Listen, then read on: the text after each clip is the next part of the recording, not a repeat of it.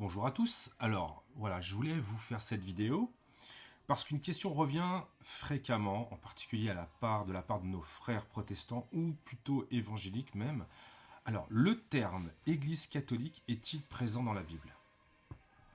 Alors cette question, bien que secondaire en apparence, touche en réalité des enjeux importants à mon goût: l'autorité de la tradition, la continuité historique de l'Église, et la manière dont les premiers chrétiens se désignaient eux-mêmes. Et il est donc utile d'y répondre avec précision, sans caricature et sans polémique inutile.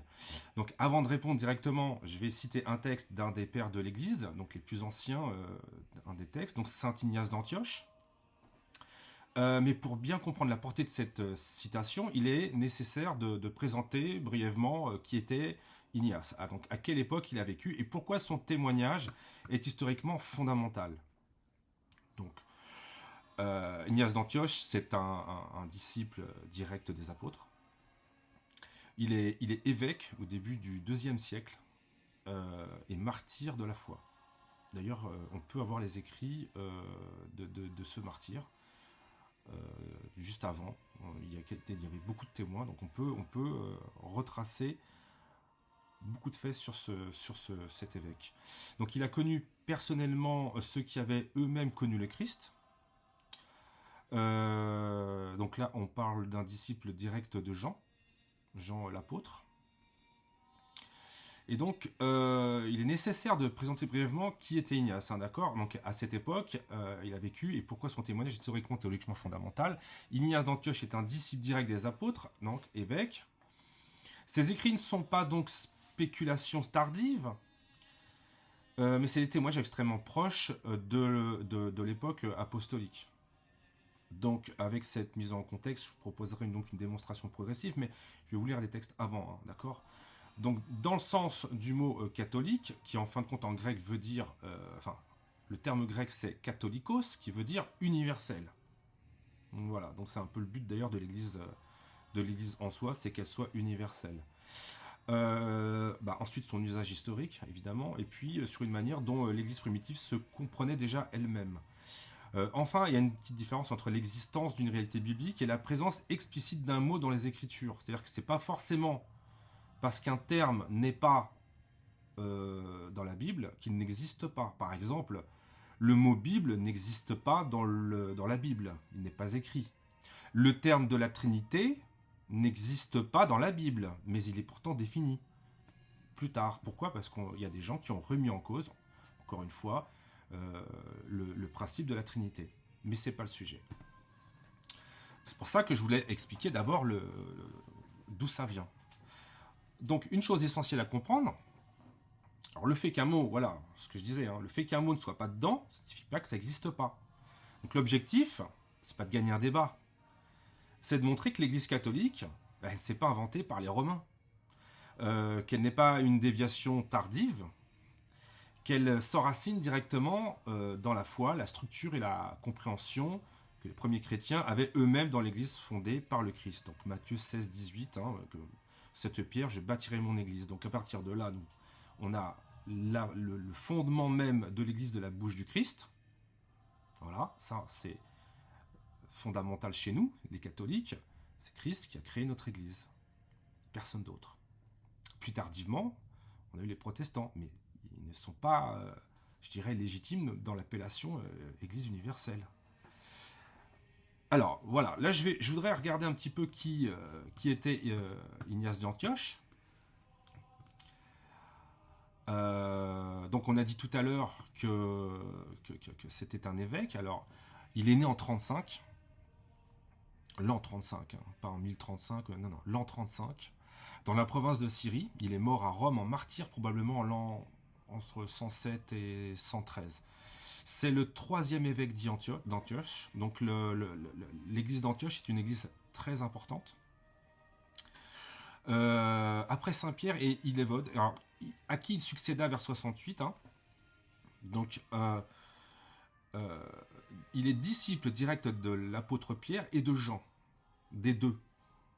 Il est surtout connu pour avoir proposé le terme de christianisme à travers sa parole et ses lettres apostoliques, associant notamment le martyr. Comme je vous l'ai dit tout à l'heure, je vais vous présenter un livre là-dessus. Donc pour la foi, au grain du blé molus, ou pour devenir le pain de l'Eucharistie. Donc voilà, donc toutes ces lettres apostoliques, on les a. D'ailleurs, ils sont retrouvables en PDF sur Internet. Hein. Vous tapez les lettres d'Ignatius d'Antioche, vous avez, il y en a 7. Vous avez donc la lettre d'Éphésiens, vous avez une lettre aux Smyrniotes, vous avez d'autres lettres encore qui s'accompagnent. Et tout est un explicatif sur ces lettres. Donc je trouve que ça, c'est super important de les lire. Parce que ça vous permet déjà de voir qui sont réellement les premiers chrétiens et qu'est-ce qu'ils faisaient et qu'est-ce qu'ils se disaient entre eux surtout. Parce qu'on a bien sûr la Bible qui nous apporte des témoignages dans les Actes des Apôtres. Donc on parle déjà de l'église d'Antioche, on parle déjà de Jérusalem, on parle déjà de certains voyages que Pierre fait à Rome, mais à qui s'adresse-t-il? Ben déjà à des juifs, la plupart du temps. Et donc les premiers chrétiens étaient juifs évidemment, mais pas tous. Et donc certains pères de l'église ne sont pas forcément juifs. Ils sont syriens, nous en avons... alors aujourd'hui on pourrait dire tunisiens, algériens aussi. Voilà, ça ce sont les premiers chrétiens qui sont pères de l'église. Je vais vous lire une lettre justement de saint Ignace d'Antioche qui parle justement de l'église catholique. Alors, ce n'est pas la Bible, c'est une lettre. Donc elle arrive après. On va voir. Alors je vais vous lire ça tout de suite. Alors, je présente le livre. Hein. Ce sont voilà, les pères apostoliques. Voilà. Et vous allez tout simplement regarder dans ce livre les lettres d'Ignace d'Antioche aux Smyrniotes. Voilà, le texte est là. C'est le texte 8 qui est le plus intéressant sur notre thème. Je vais vous le lire. Alors, il y a plusieurs choses en plus que j'aimerais aborder, on parle donc du terme Église catholique, qui n'est pas écrit dans la Bible. Voilà. Et puis il y a aussi des mots qu'on ne respecte pas, peut-être pour certains, comme le mot évêque, par exemple. Pour certains disent que ce n'est pas biblique. Bon, soit. On va voir. Donc, lettre 8. Suivez tous l'évêque, comme Jésus-Christ suit son Père, et le presbytérium comme les apôtres. Quant aux diacres, respectez-les, comme la loi de Dieu. Que personne ne fasse en dehors de l'évêque rien de ce qui regarde l'Église. Donc déjà, on remarque, on lit, on comprend que il y a déjà un presbytérium institué et il y a un évêque qui est déjà actif. Bon. Et que d'ailleurs rien ne se fait sans l'accord de l'évêque, ce qui est normal d'ailleurs. Hein. C'est la structure que le Christ a créée. Hein. Donc il faut comprendre que ça c'est l'Église. C'est comme ça que ça doit fonctionner. Alors un mot intéressant qui suit. Que cette Eucharistie seule soit regardée comme légitime, qui se fait sous la présidence de l'évêque ou de celui qui aura chargé. De celui qui en aura chargé. Donc, on voit que l'évêque délègue ses pouvoirs à des gens, comme des prêtres évidemment, pour l'Eucharistie. Donc l'Eucharistie, c'est pas un mot qui a été inventé des siècles après. Et là où c'est intéressant, je lis la suite, hein. Là où paraît l'évêque, que là soit la communauté de même que là où est le Christ Jésus, là est l'Église catholique. Voilà, donc là, clairement, saint Ignace d'Antioche cite dans ses lettres le terme Église catholique. C'est écrit, il y a le terme évêque, communauté, fondée par Jésus-Christ, Église catholique. Je vais juste terminer le petit texte pour faire bien. Il n'est pas permis en dehors de l'évêque ni de baptiser, ni de faire l'agapé. Mais tout ce qu'il approuve, cela est agréable à Dieu aussi.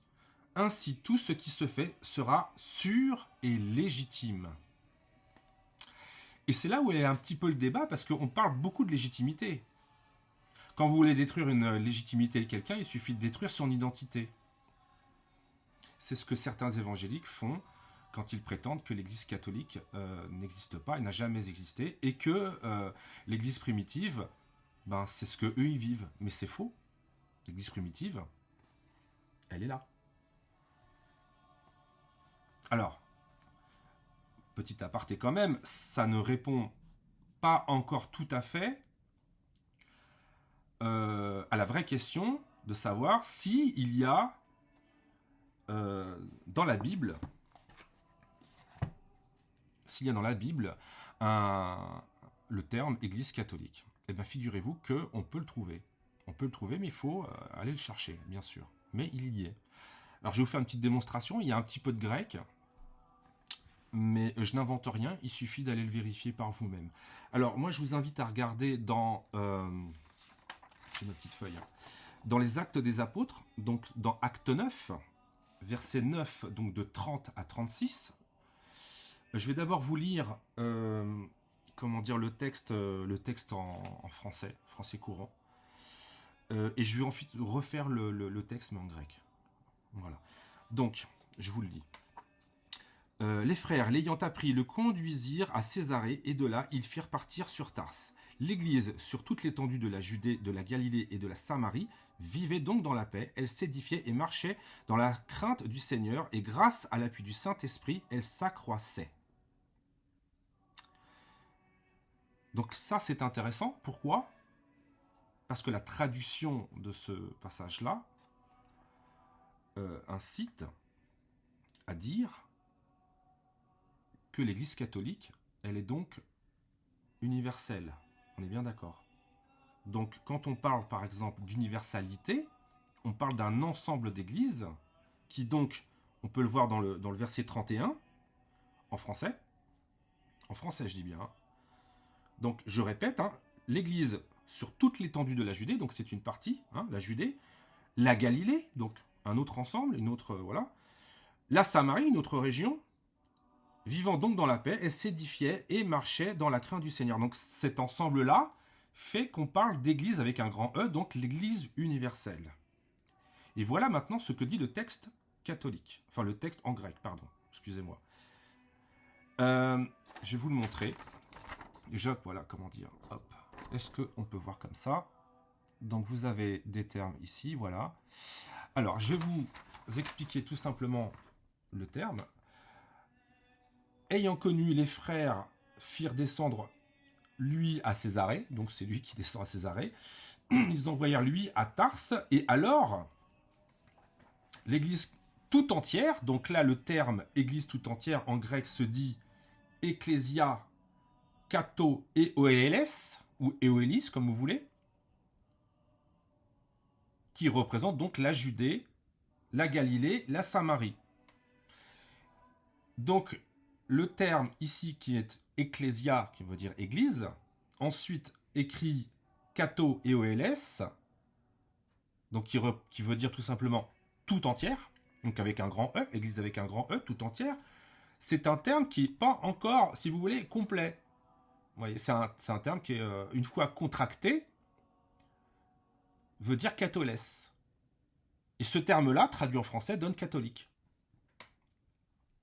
Voilà. Donc ma démonstration est faite. Vous pouvez le vérifier vous-même sur des textes grecs. Je répète, les actes 9, 30 à 31, on parle donc d'église universelle. Ce terme est utilisé à cet endroit-là en tant que terme église tout entière. Le terme écrit en grec kato et oles. Quand vous contractez les deux mots, vous avez catholique en français. Je ne l'invente pas, c'est écrit en grec. Bon, bien sûr, j'ai un PDF, mais évidemment, j'ai une Bible en grec. Voilà, je ne prends pas de n'importe où. C'est parce que c'était plus simple pour moi. Je ne vais pas dire que j'ai fini ma démonstration, mais quand on sait lire et quand on veut chercher réellement la vérité, même si franchement, de là à dire, voilà, ça y est, je vous ai trouvé le terme Église catholique dans la Bible, oh, super, ça, bon, oui, c'est pas hyper important. Mais ça bloque, en tout cas, ça détruit totalement comment dire, ces mots qui disent qu'en fin de compte, l'Église catholique a été créée en l'an 400 par un empereur romain. Non, c'était déjà là bien avant. Et je vous conseille fortement, en fait, de lire les Pères apostoliques, parce que c'est un petit peu ça, moi, qui m'a guidé vers mes réflexions. Voilà. Donc je vous invite à suivre mes vidéos d'ailleurs, donc abonnez-vous si vous n'êtes pas encore abonné. J'en ferai d'autres, je ferai encore beaucoup d'autres vidéos. Je le fais au fur et à mesure parce que j'ai besoin de prendre mon temps pour vous amener des choses, mais en tout cas, voilà, je souhaite vous en dire plus sur la foi catholique. Soyez bénis.